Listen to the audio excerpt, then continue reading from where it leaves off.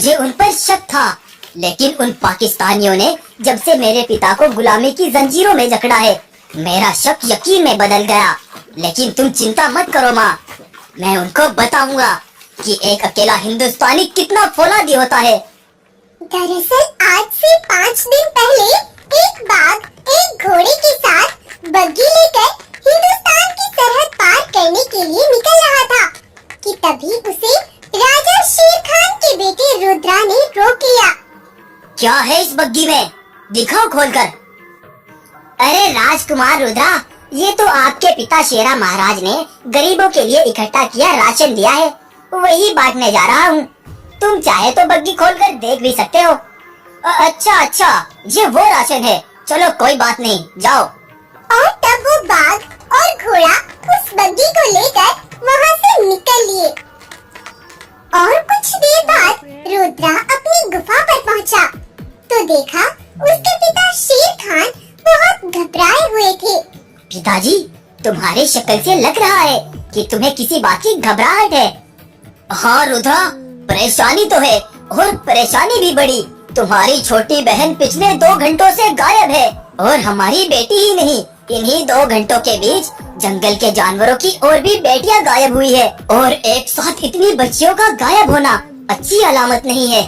लेकिन मैंने सिपाहियों को उन्हें ढूंढने पर लगा दिया।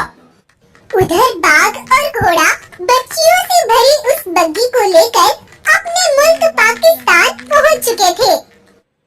चालाकी के साथ हम हिंदुस्तान से इनको निकाल कर ले तो आए, लेकिन अब हमें इन्हें जल्द से जल्द गफूर डाकू को बेचना होगा।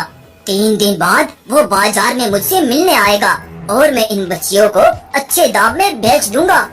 उधर रुद्रा अपनी छोटी बहन और उन बच्चियों के ना मिलने की वजह से रात भर सो भी नहीं पाया। वो बहुत परेशान था, लेकिन तभी उसे कुछ याद आया।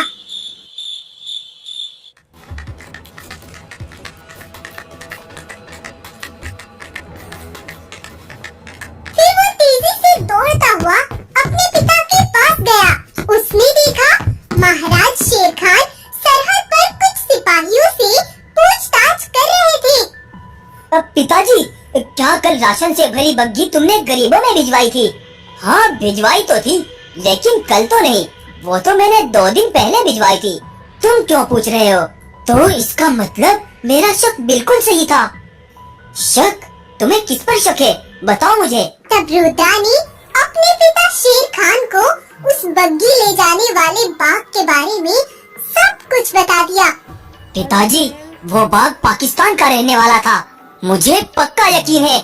ये सब वहाँ के बादशाह अफजल खान बाघ ने ही करवाया है। वो पैसा कमाने के लालच में अंधा हो गया।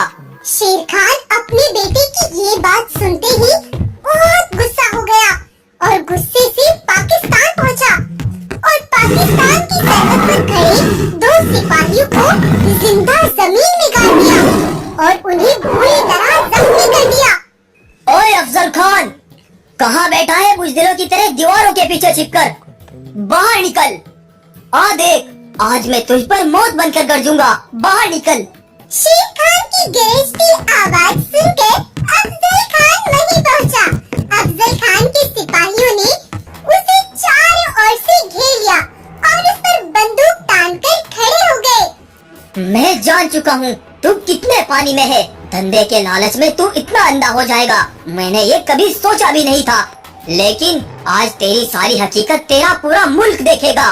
कौन है ये बदतमीज बरखुरदार जो मेरे पाकिस्तान में खड़ा होकर मुझे ही ललकार रहा है? डाल दो इसको कैद खाने में। जब सलाखों के पीछे सड़ेगा तो इसे अपने अल्फाजों की कीमत खुद समझ आ जाएगी। शेर खान उन पर बिजली की तरह गरज रहा था, लेकिन अफजल खान के एक सिपाही ने बंदूक उसके सर पर मारी, जिसकी वजह से वो बेहोश हो गया। तब अफजल खान के सिपाहियों ने उसे कैद खाने में डाल दिया और इस तरह से रुद्रा के पिता शेर खान को अफजल खान ने अपना बंदी बना लिया था। और अब रुद्रा की बर्दाश्त से ये बात बिल्कुल बाहर हो चुकी थी कि उसका बाप पाकिस्तानियों की कैद में है। उसने अपने सारे सैनिकों को इकट्ठा किया। जवानों, पहले उस अशरफ खान ने हमारी बच्चियों को अगवा कराया और पिछले कुछ दिनों से हमारे राजा को भी सलाखों के पीछे डाला हुआ है। समय आ गया है अपनी रगों में दौड़ते जोशीले खून को दिखाने का। तैयार हो जाओ जवानों, कल हम उस पर बिजली की तरह टूटेंगे।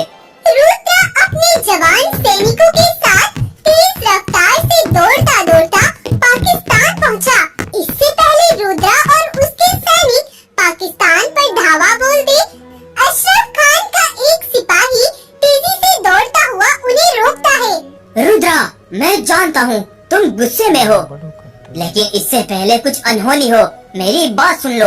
तुम जिस मकसद के लिए यहाँ आए हो उसके लिए गुनाहगार अफजल खान नहीं। महाराज, हिंदुस्तान से कुछ दिन पहले गद्दारी करके एक पाकिस्तान का बाग हिंदुस्तान की बच्चियों को कैद करके लाया था, जिसमें राजा शेर खान की बेटी और रुद्रा की बहन थी।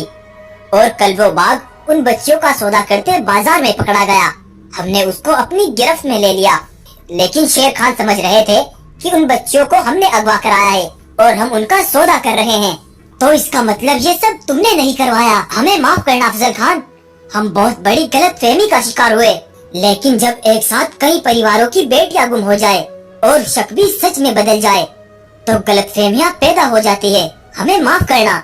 ये गलतफहमी तो चलो दूर हुई रुद्रा, हम तुम्हें तुम्हारे पिताजी से मिलवाते हैं। रुद्र और हिंदुस्तान के सारे सैनिक जाकर महाराज शेर खान से मिले। शेर खान कैद में जरूर था, लेकिन बिल्कुल सही सलामत था। रुद्र ने अपने पिता को सारी सच्चाई बताई। भाई अफजल खान, मानना पड़ेगा, तुम कैदी बनाकर भी बेहतरीन मेहमान नवाजी करते हो। तब शेर खान और अफजल खान एक दूसरे के गले लग गए और सारे गिले शिकवे दूर हो गए। और वो सिपाही भी उन बच्चियों को लेकर सरहद पर पहुंचा। दोनों मुल्क के सरदारों ने मिलकर उस गद्दार बाग और घोड़े को पकड़ लिया। अफजल खान के एक सिपाही ने उस पर तेजी से बंदूक चला दी और जिसकी वजह से वो घायल होकर वहीं मर गए। अफजल खान और शेर खान में दोस्ती हो गई और शेर खान अपने जंगल की बेटियां, सैनिकों और अपने बेटे रुद्रा को लेकर हिंदुस्तान की तरफ चल दिया। तो अगर आपको ये कहानी अच्छी लगी है तो वीडियो को लाइक और चैनल को सब्सक्राइब करें। धन्यवाद।